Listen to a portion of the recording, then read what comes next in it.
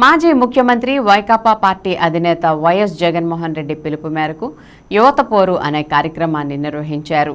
కూటమి ప్రభుత్వం నిరుద్యోగ భృతి, విద్యార్థుల ఫీజు రీయింబర్స్మెంట్ బకాయిలను వెంటనే విడుదల చేయాలని డిమాండ్ చేస్తూ విద్యార్థుల పక్షాన వైఎస్ఆర్ కాంగ్రెస్ పార్టీ అండగా నిలుస్తూ విద్యార్థులు, వారి తల్లిదండ్రులు, నిరుద్యోగులు, యువకులతో కలిసి ఏలూరు కేంద్రంలోని ఫైర్ స్టేషన్ సెంటర్ వద్ద ఉన్న దివంగత నేత డాక్టర్ వైఎస్ రాజశేఖర రెడ్డి విగ్రహానికి నివాళులర్పించి ర్యాలీగా ప్రారంభమై కలెక్టరేట్ కార్యాలయం చేరుకుని కలెక్టర్కు వినతిపత్రం అందజేశారు.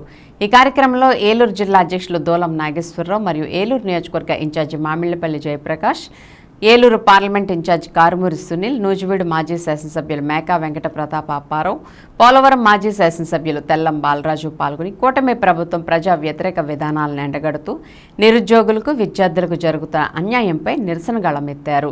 ఈ కార్యక్రమంలో నగర పార్టీ అధ్యక్షులు గుడిదేశ శ్రీనివాసరావు, మాజీ deputy mayor నొకపేయి Sudheer Babu, SL నాయకులు మున్నుల జాన్ గురునాథ్, బీసీసీఎల్ నాయకులు కిలాడి దుర్గారావు, దెందులూరు నియోజకవర్గ నాయకులు కామిరెడ్డి నాని, తేరా ఆనంద్, కిషోర్, జిల్లా మహిళా విభాగం నాయకురాలు జిజ్జువరపు విజయనిర్మల, పలువురు కార్పొరేటర్లు, జడ్పీటీసీలు, వివిధ విభాగాల జిల్లా అధ్యక్షులు, నగర అధ్యక్షులు, పార్టీ సీనియర్ నాయకులు, కార్యకర్తలు పాల్గొన్నారు.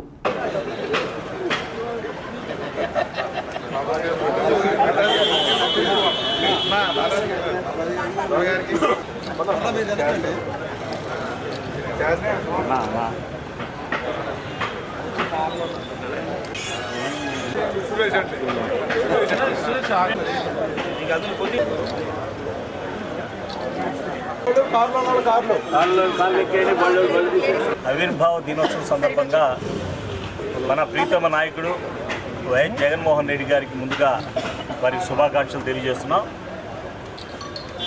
వారి ఆధ్వర్యంలో, వారి నాయకత్వంలో రాష్ట్రంలో ఉన్నటువంటి వైఎస్ఆర్ కాంగ్రెస్ పార్టీ ప్రతి కార్యకర్తకు కూడా ఒక గుండె ధైర్యాన్ని ఇచ్చి, నేనున్నాను అంటూ ఒక అభయం ఇచ్చి ముందుకు పంపిస్తున్నటువంటి వైఎస్ జగన్మోహన్ రెడ్డి గారికి ఈ రోజున ఆవిర్భావ దినోత్సవం సందర్భంగా మరొకసారి ఆయనకి నేను ధన్యవాదాలు, కృతజ్ఞతలు తెలియజేస్తూ, ఆయన నాయకత్వంలో వైఎస్ఆర్ కాంగ్రెస్ పార్టీ తీవ్రంగా ప్రజల కోసం, ప్రజా సంక్షేమం కోసం ఈ ప్రభుత్వం ఇచ్చినటువంటి హామీలను నెరవేరేదాకా పోరాటం చేస్తుంది, ప్రజల తరపున పోరాటం చేస్తుందని ఈ రోజున ఈ సందర్భంగా వైఎస్ఆర్ కాంగ్రెస్ పార్టీ ఒక కార్యకర్తగా నేను ఈ రోజున ప్రజలందరికీ కూడా నేను తెలియజేస్తున్నాను. పార్టీ ఆవిర్భావ దినోత్సవం ఇంత ఘనంగా జరుపుకుంటాం చాలా సంతోషకరం.